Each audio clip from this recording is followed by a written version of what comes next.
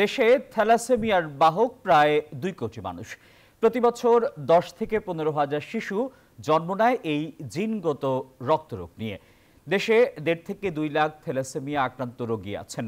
তবে উদ্বেগের বিষয় হলো দেশের 85% মানুষ জানেনই না কিভাবে ছড়ায় এই রোগ।